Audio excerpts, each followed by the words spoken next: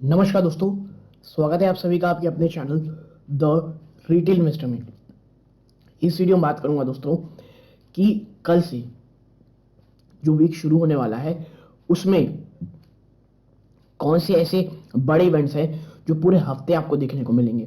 यानी कि जो नेक्स्ट वीक आने वाला है, जो वीक आने वाला है, कल से शुरू होने वाला है, पूरे हफ्ते में ऐसी कौन सी बड़ी खबरें हैं जो आपके रडार में ज़रूर से ज़रूर होनी चाहिए दोस्तों।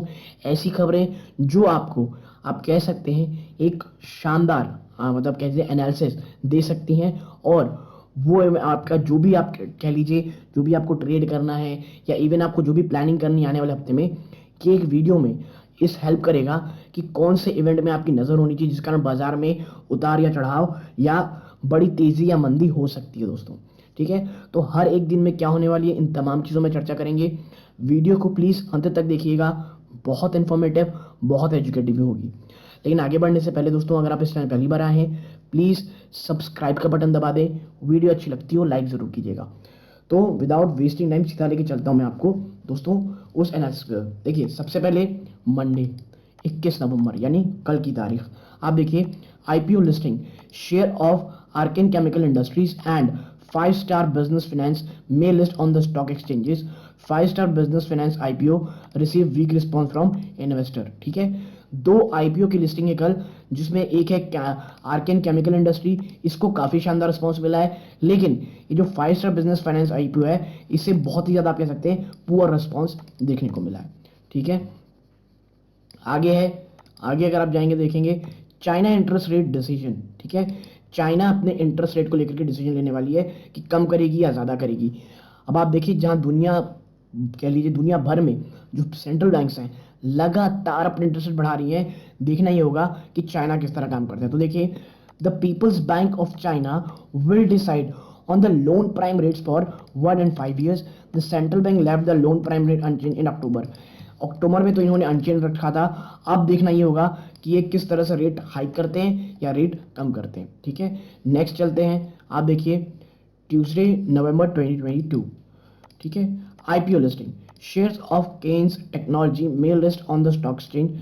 केन्स टेक्नोलॉजी जो है दोस्तों, ये स्टॉक एक्सचेंजेस में लिस्ट होने वाली है। Now the IPO received bids for 34 times the share offered. ठीक है, आईपीओ रिसीव किया गया है दोस्तों, वो 34 टाइम्स कह लीजिए शेयर उसमें लिस्ट हो रहे हैं, 34 टाइम्स तक का कह लीजिए बिड रिसीव की गई है, जो कि काफी अच्छा होता है। बोर्ड मीटिंग, तो देखिए the board of Vedanta will consider approve interim dividend on equity share of if any for financial 23। Vedanta दोस्तों एक और इंटरम डिविडेंड कह लीजिए उसके लिए मीटिंग करेगी और डिविडेंड अप्रूवल करेगी। ठीक है, आगे है euro area consumer confidence. Euro area यानी यूरोप में जो कंज्यूमर कॉन्फिडेंस है वो किस तरह है, ये देखने को मिलेगा। तो देखिए, consumer confidence about the economy improved slightly in October. ठीक है, अक्टूबर में थोड़ी बहुत कह लीजिए ठीक हुई थी फ्रॉम रिकॉर्ड लोज ऑफ सितंबर, क्योंकि देखिए सितंबर में इतने ज़्यादा नीचे स्तर आ गए थे कि अक्टूबर में थोड़ी बहुत बढ़ोतरी होना कोई पॉजिटिव साइन नहीं था। अब डेटा नवंबर का रिलीज होने वाला है। ठीक है, अब चलते हैं भाई बुधवार यानी कि वेंसडे को। देखिए Wednesday November 23, IPO listing share of INOX green energy services, ये लिस्ट होने वाला है on the stock exchange. The IPO receive muted response from investor.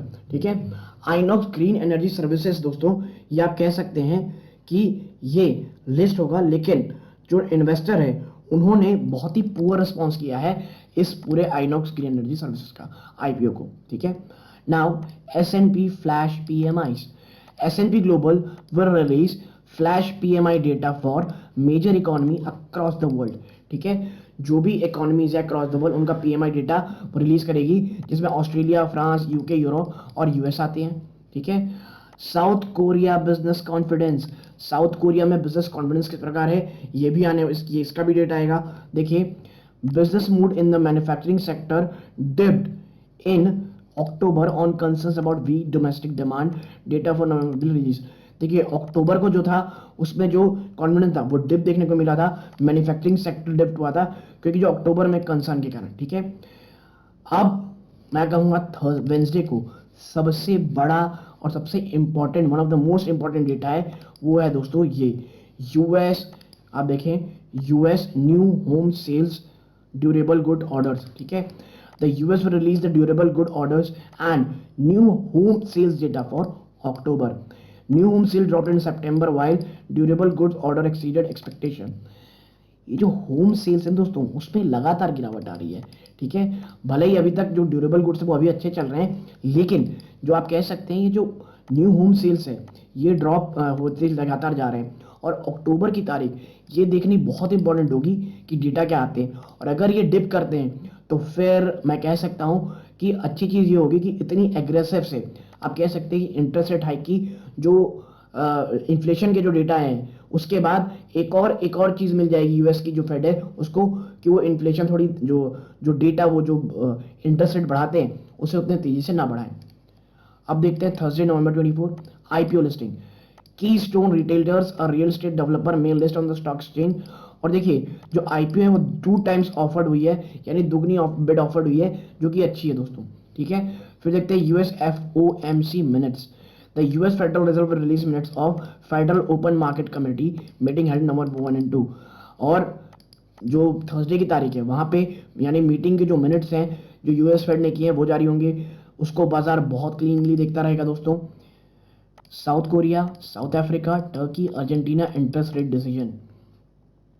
और ये एक और है जो बहुत इंपॉर्टेंट रहने वाला है। South Korea, south Africa, Turkey, Argentina ये अपने इंटरेस्ट रेट क्या करने वाले हैं। The central banks of south Korea, south Africa, Turkey and Argentina will decide on interest rate separately, ठीक है। ये डिसाइड करेंगे। The bank of Korea is projected to raise the base rate further. The central bank raise its base rate by 50 basis points in October meeting amid high inflation, ठीक है। यानी कि भाई 50 basis point की बढ़ोतरी करेगी, ऐसा इनका कहना है, ठीक है। आगे क्या है, आगे है जर्मनी बिजनेस क्लाइमेट इंडेक्स, ठीक है। बिजनेस मोरल में कंटिन्यू डिटेरियोरेट इन जर्मनी, ठीक है। The IFO business climate index drop to lowest since May 2020 October 2020।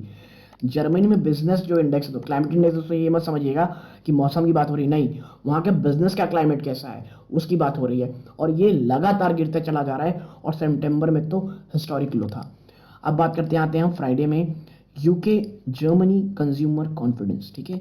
UK Germany का कंज्यूमर कॉन्फिडेंस की बात चलेगी यहाँ पे। तो आप देखिए JFK will release UK consumer confidence data for November December reading for Germany. Now the consumer moral improve in both in countries in earlier month, ठीक है।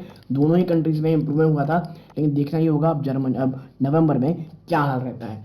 तो दोस्तों ये तमाम चीज़ें थी, ये तमाम न्यूज़ थी जो आपको अपनी रडार में रखनी थी आने वाले हफ्ते में किस तरह का बाजार रहेगा उसके लिए दोस्तों, ठीक है।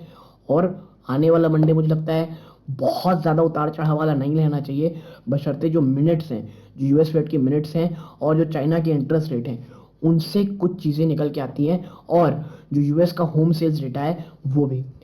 तो यदि आपको ये एनालिसिस पसंद आई हो, वीडियो को लाइक करके चैनल को सब्सक्राइब कीजिएगा।